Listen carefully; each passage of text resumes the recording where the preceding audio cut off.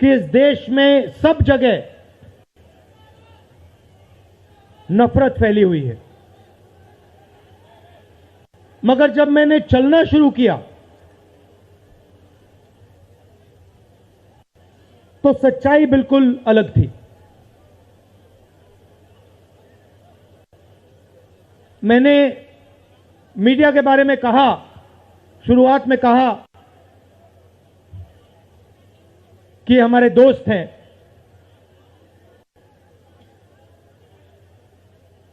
दोस्त हैं, मगर हमारी बात टीवी पे कभी नहीं दिखाते हैं। और वो तो तब भी ठीक है, वो ठीक है, हमारी बात नहीं उठाएं तो ठीक है, कोई प्रॉब्लम नहीं है, मगर ये एक और काम करते हैं। इनकी गलती नहीं है। देखिए, ये जो यहां खड़े हैं, इनसे गुस्सा मत होइए,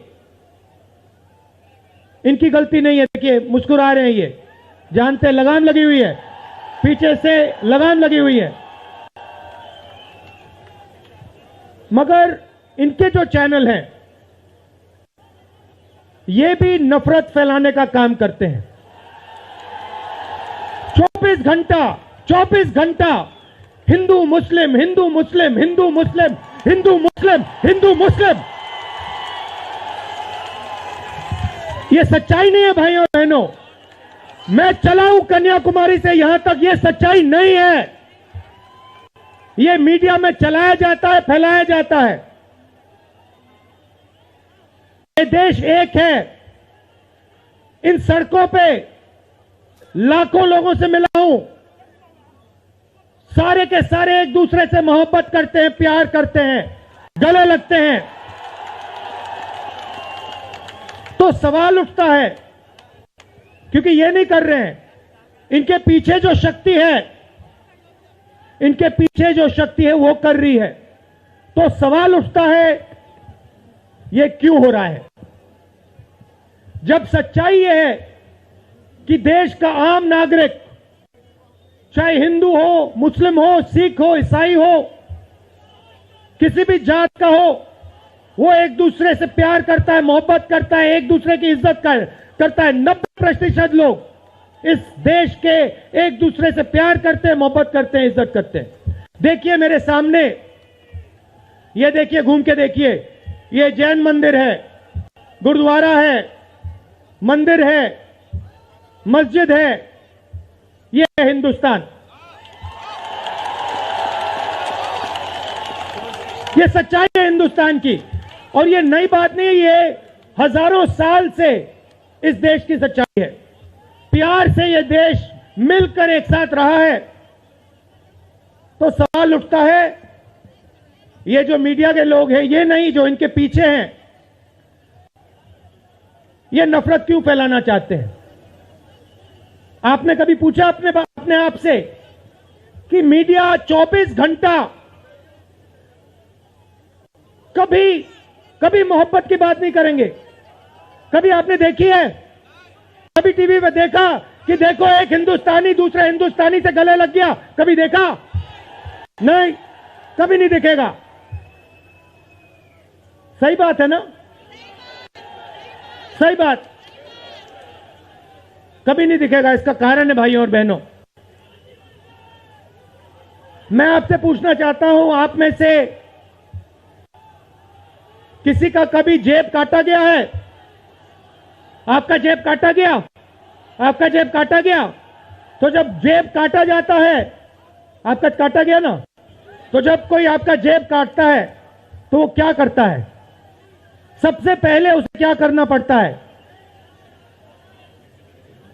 नहीं, ब्लेड तो बाद में आता है, मगर पहले क्या करता है?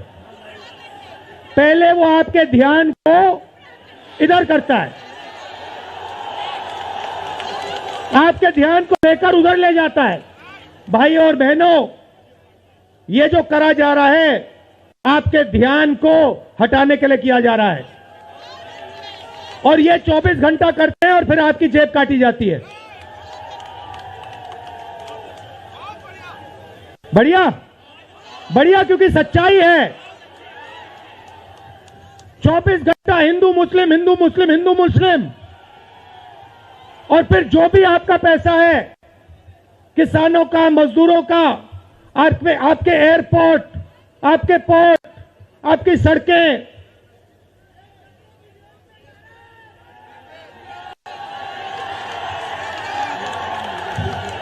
सीधा किसके जेब में? इनके मालिक के जेब में।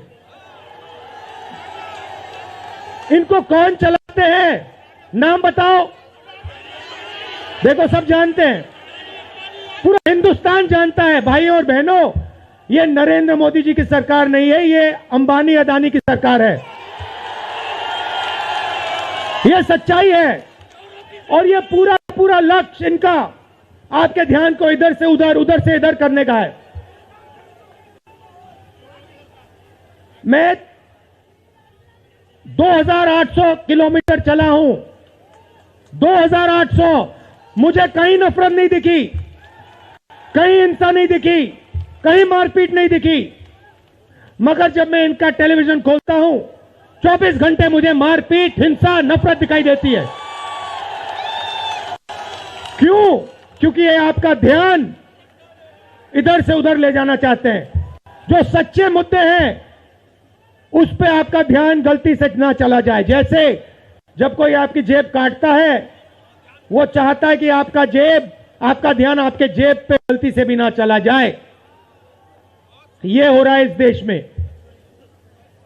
तो आपका ध्यान कहां जाना चाहिए? मैं आपको बताता हूं।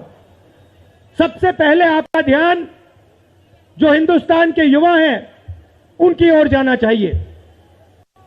आप किसी भी युवा से पूछ लीजिए, वो आपको बताएगा, मैंने इंजीनियरिंग की, मैं डॉक्टर बनने के लिए पढ़ा, मैंने आईएएस के लिए तैयारी की, मैं जज बनने की कोशिश कर रहा था। पूछो क्या किया? पढ़ाई की, कितने साल की? स्कूल, कॉलेज, यूनिवर्सिटी सब पढ़ लिए। और फिर क्या हुआ? आज क्या करते हो? मजदूरी करता हूं, पकौड़े बनाता हूं।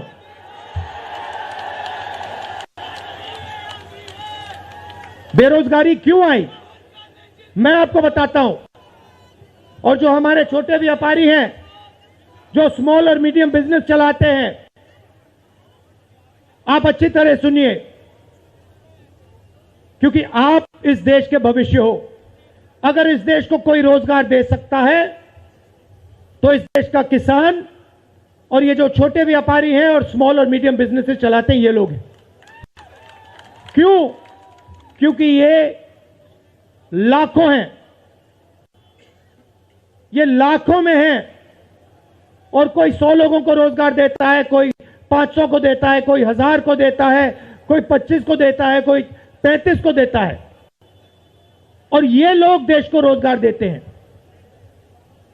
अब इनकी बात करते हैं। ये 24 घंटे लगे रहते हैं। बैंक के दरवाजे इनके लिए बंद होते हैं। हिंदुस्तान के 2-3 अरबपतियों को 1 लाख करोड़, 2 लाख करोड़, 3 लाख करोड़ ऐसे दिया जाता है। ये बैंक के सामने जाते हैं, इनको धकेल के निकाल दिया जाता है। राइट? अब क्या? ठीक है, बैंक का पैसा नहीं दिया तब भी मान ली बात, तब भी मान ली बात। मगर फिर क्या किया? फिर प्रधानमंत्री ने नोटबंदी की और प्रधानमंत्री ने गलत जीएसटी लागू की। भाइयों और बहनों, ये पॉलिसी नहीं है, ये हथियार है। छोटे व्यापारियों को, स्मॉल और मीडियम बिजनेस वालों को और किसानों को मारने के हथियार हैं ये। और जब इन्होंने ये काम किया तो देश के जो युवा हैं उनको रोजगार नहीं मिल सकता, सवाल नहीं उठता। क्योंकि जो रोजगार देने वाले हैं उनकी रीढ़ की हड्डी आपने तोड़ दी। किसके लिए तोड़ी? किसके लिए तोड़ी?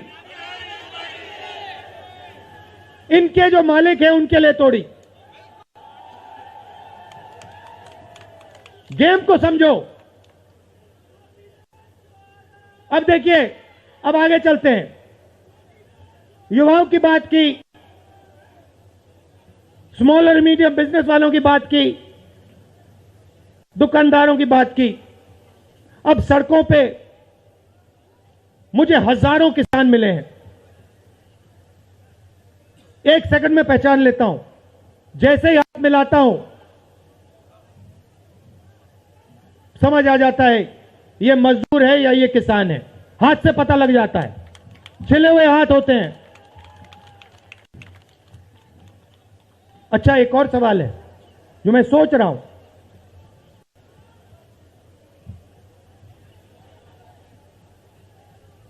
प्रेस वाले ने मुझे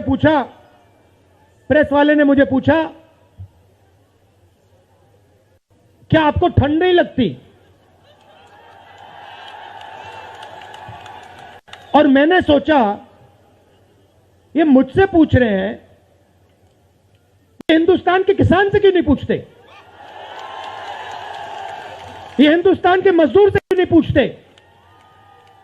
ये हिंदुस्तान के गरीब बच्चों से क्यों नहीं पूछते? फिर कहते देखो 2800 किलोमीटर चल लिए, कोई बड़ी बात नहीं है।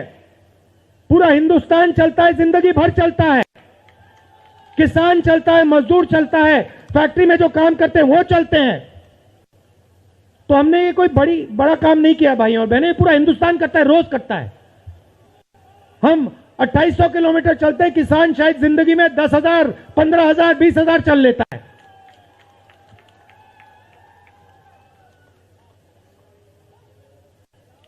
तो मैं चाहता हूं कि ध्यान सही जगह जाए।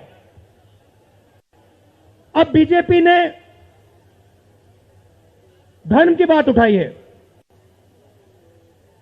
हिंदू धर्म की बात करते हैं। मैं आपसे पूछना चाहता हूं, हिंदू धर्म में कहां लिखा है कि गरीबों को, कमजोर लोगों को कुचलना चाहिए? कहां लिखा है? कहां लिखा है कि कमजोर लोगों को मारना चाहिए? कहां लिखा, मुझे बताओ। मैंने तो कहीं नहीं पढ़ा। मैंने गीता पढ़ी है, उपनिषद पढ़े हैं, कहीं नहीं पढ़ा मैंने।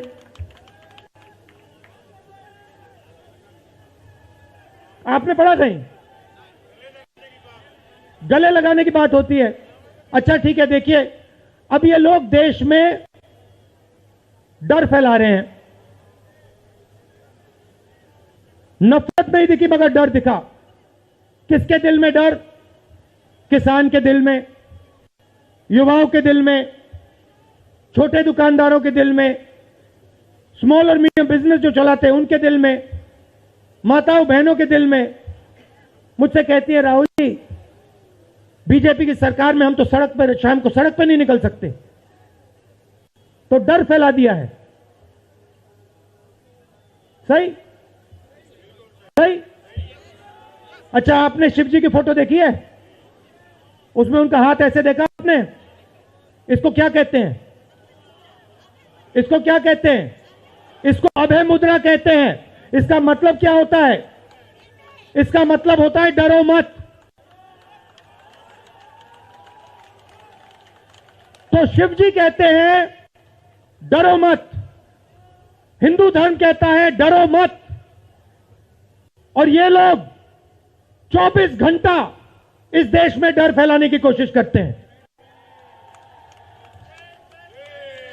अच्छा, एक और मजे की बात बताता हूं आपको। मैं सोच रहा था, आपने ये यात्रा देखी होगी, इसमें आपको हिंसा दिखी? कहीं नहीं दिखी। किसी ने किसी को मारा? किसी ने गाली दी? नहीं। आपने इसमें नफरत देखी? बिल्कुल नहीं। इसमें किसी ने यह पूछा भैया तुम्हारा धर्म क्या है? किसी ने कहा भाई तुम हिंदू हो, मुसलमान हो, सिख हो, ईसाई हो, क्या हो? नहीं। किसी ने यह पूछा तुम स्त्री हो या पुरुष हो? किसी ने यह पूछा तुम्हारी क्या जात है? बिल्कुल नहीं।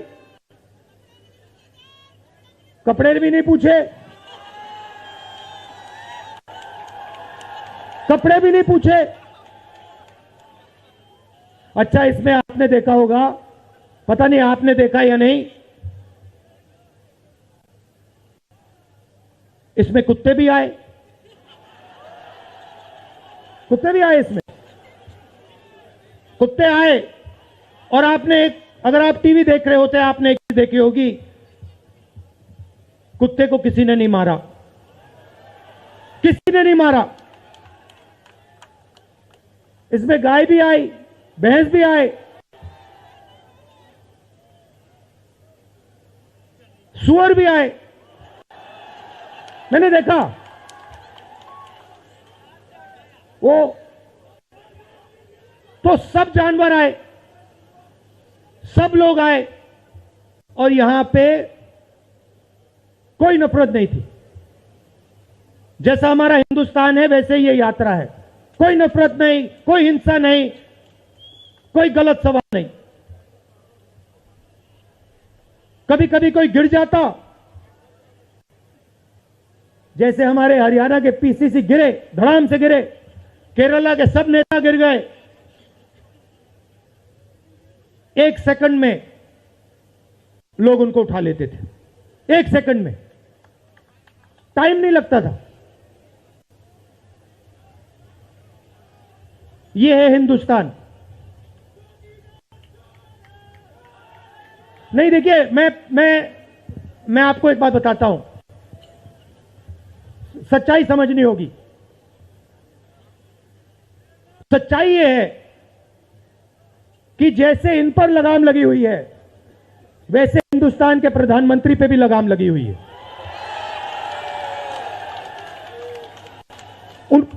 उनकी गलती नहीं है, वो संभाल नहीं पा रहे हैं, कंट्रोल नहीं कर पा रहे हैं, उनको कंट्रोल कर दिया है।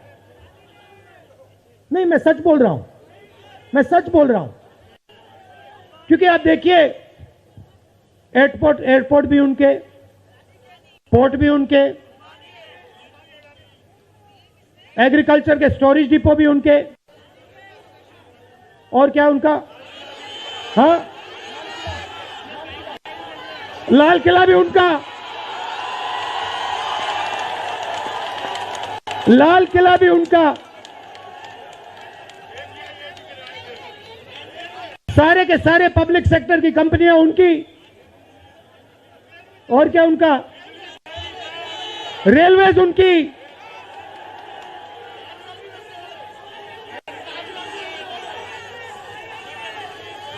अभी भाइयों और बहनों ताजमहल भी चला जाएगा, तो सब कुछ उनका। तो ये देश की सच्चाई है।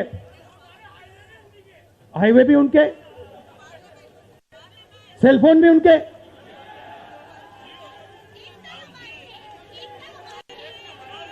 मगर सच्चाई हमारी। आप देखिए, मैं आपको बताता हूं, आपको मैं बताता हूं, अपनी कहानी बताता हूं। जब मैं राजनीति में आया, 2004 में आया, हमारी सरकार थी, चुनाव जीते थे, और ये प्रेस वाले 24 घंटा मेरी प्रशंसा करते थे। 24 घंटा, 24 घंटा राहुल गांधी, राहुल गांधी, राहुल गांधी, राहुल गांधी। फिर मैंने क्या किया, मैं चला गया भट्टा परसोल। नहीं, सुनो, आपको समझना है ये है क्या। मैं भट्टा परसोल गया और मैंने किसानों का जो जमीन का मामला है उसको छेड़ दिया। और भाई और बहनों, जैसे ही मैंने किसानों का जमीन का मामला छेड़ा, वैसे ही ये मेरे पीछे पड़ गए। उसके बाद जमीन अधिकरण बिल, भट्टा परसोल के बाद जमीन अधिकरण बिल लाया, कांग्रेस की सरकार लाई। उसके बाद तो पूरा फुल टाइम 24 घंटा मेरे पीछे पड़ गए। प्रधानमंत्री जी ने, बीजेपी ने, मैं आपको सच्चाई के बारे में बताना चाह रहा हूं, प्रधानमंत्री ने, बीजेपी ने हजारों करोड़ रुपए लगा दिए मेरी छवि को खराब करने में, हजारों करोड़ रुपए। और आपने देखा होगा, मैंने एक शब्द नहीं बोला, बिल्कुल चुप। बिल्कुल चुप। मैंने एक शब्द नहीं बोला, मैंने ये नहीं बोला भैया ये गलत बोल रहे हैं, ये ठीक नहीं है ना, मैं बिल्कुल चुप चुप, क्योंकि मैंने कहा चलो देखता हूं कितना दम है, और लगाया। पूरी की पूरी मीडिया लग गई, व्हाट्सएप पे लगाया, फेसबुक पे लगाया, सब जगह 24 घंटा राहुल गांधी के बारे में। कुछ नहीं बोला मैंने, पूरे देश में फैला दिया। और फिर 1 महीने मैंने आपको सच्चाई दिखा दी और पूरा पूरा खत्म। देखो सच्चाई कैसे काम करती है। सच्चाई को छुपाया नहीं जा सकता है, कहीं ना कहीं से सच्चाई बाहर आ जाती है। और ये यात्रा हिंदुस्तान को जोड़ने की है। क्यों? क्योंकि इस नफरत से, इस डर से हमारे प्यारे देश को नुकसान हो रहा है।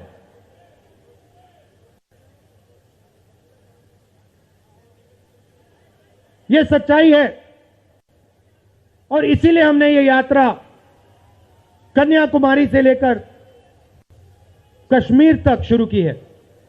और ये जो हमारा तिरंगा है इसको हम श्रीनगर में जाके वहां पे लहराएंगे। और आप में से हजारों लोग हमारे साथ चलोगे, हजारों लोग चलोगे।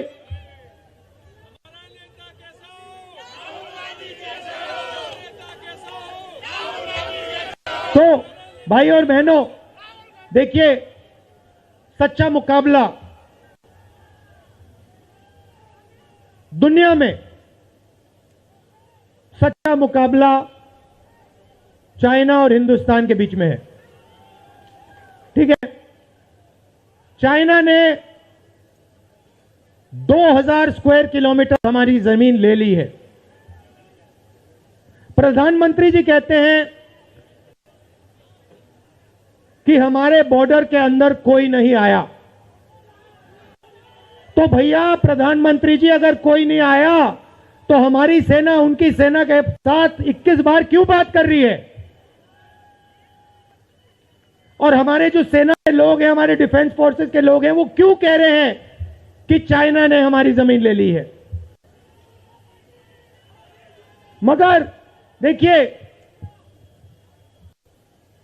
कंपटीशन आर्थिक है,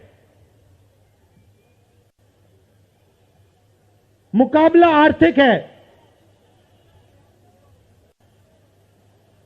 ये आपके जो सेलफोन है,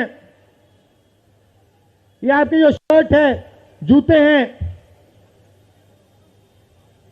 इसके पीछे आप देखिए, प्रेस वालों के जो कैमरा हैं इसके पीछे देखिए, उसके पीछे आपको लिखा दिखेगा मेड इन चाइना।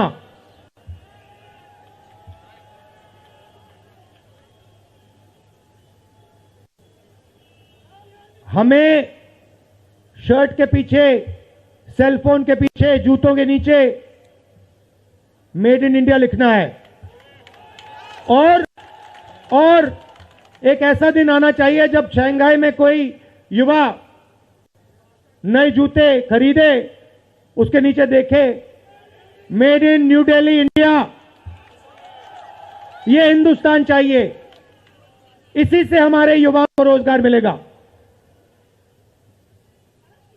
तो ये करना ही पड़ेगा, चॉइस नहीं है। और ये हम करके दिखा देंगे। ये देश कर सकता है, करके दिखा सकता है। आप सबने इतना प्यार दिया,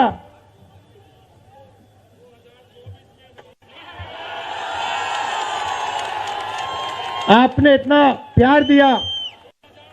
मैंने भाषण में राजस्थान में कहा था, आपके नफरत के बाजार में हम मोहब्बत की दुकान खोलेंगे। आपने लाखों दुकानें खोल दी हैं। आप सबका दिल से बहुत बहुत धन्यवाद। नमस्कार, जय हिंद।